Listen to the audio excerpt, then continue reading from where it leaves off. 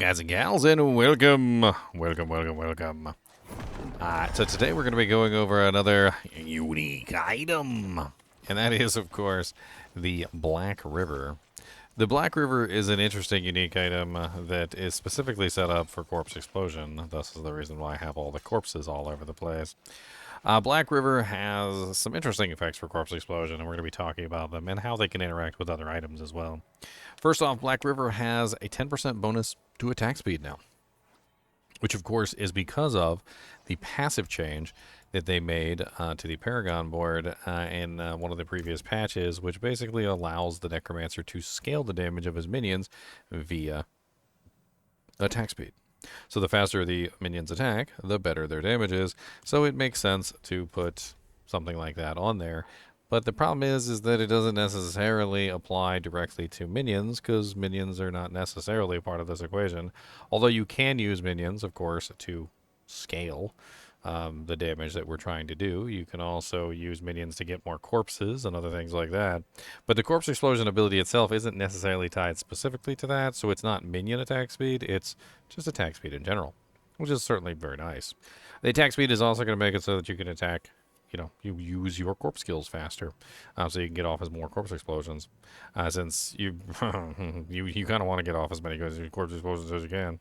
On top of this, they also beefed up the intelligence on this pretty dramatically to a maximum of 180 intelligence, which of course could be greater affix rolled, and it's a pretty nice amount of intelligence bonus. Intelligence is of course the main stat of the Necromancer, and also gives you most of your damage output, and also scales your resistances as well.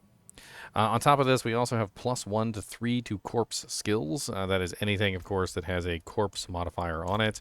The corpse explosion is one of them, and also the corpse tendrils. On top of this, we also get 1 to 2 to Hued Flesh. Now, Hued Flesh is going to be a big boon to this particular build, because Hued Flesh is the passive that allows you to create corpses by lucky hit chance. The more corpses you have, the more corpses you can use. And so being able to create corpses at a whim is definitely going to be helpful for a build that is relying almost entirely on those corpses to obviously do what it's trying to do. On top of this, we also have a +2 to Fueled by Death. Fueled by Death is yet again another passive. This one is the one that gives you a damage multiplier for using or consuming a corpse, which is definitely very nice. At 3% times per, this is going to give you at least 2, if not greater affix and rolled up, which is a nice little damage bonus.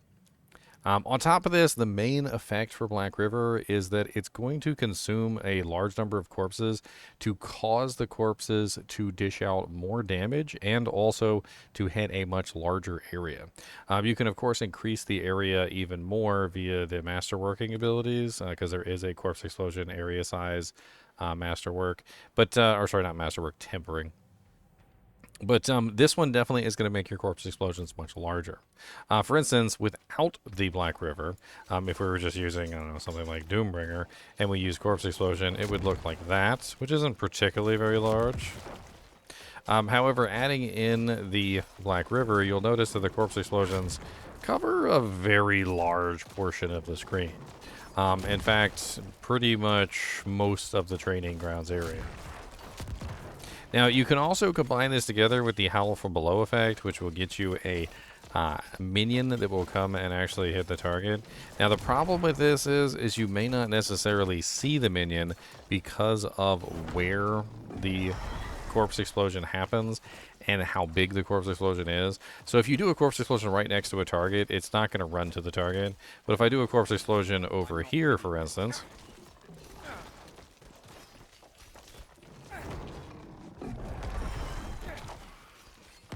we should get the Simulacrum running over, which is, I think, what happened anyway.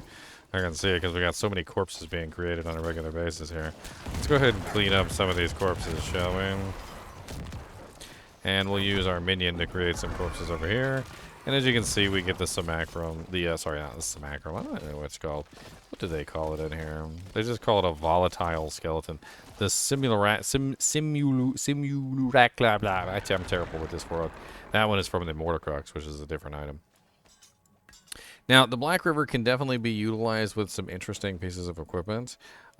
It's definitely a very strong one for Corpse Explosion. There are other options now, though, like for instance the Mortar Crux, which could be very interesting for a shadow version of this build.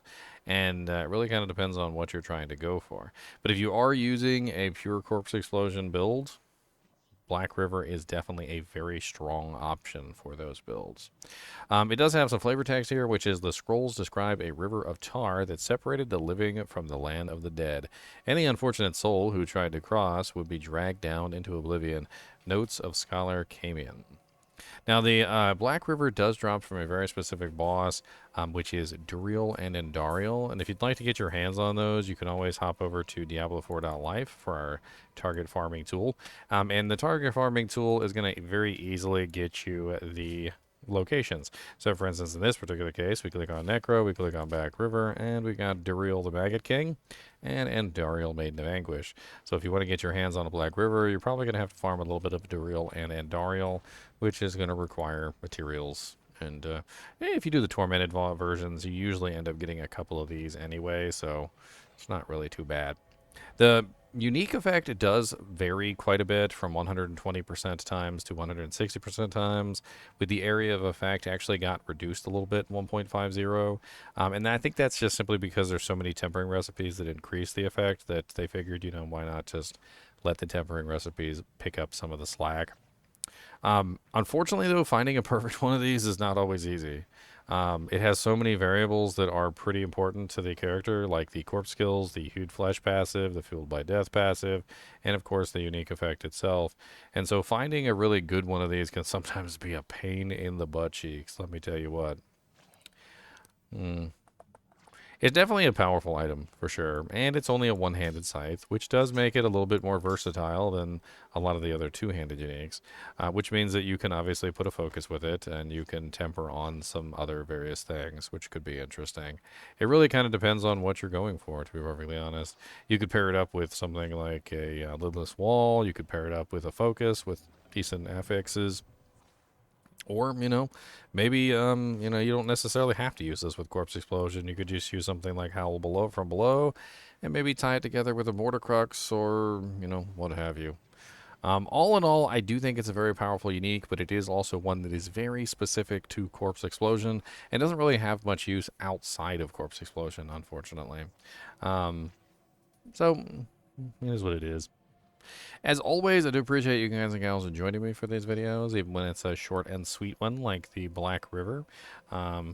If you enjoy the content, please be sure to hit that like button and the subscribe button. It really helps out my channel and keeps the light bills on, I don't like it when the electricity goes out. And as always, keep watching.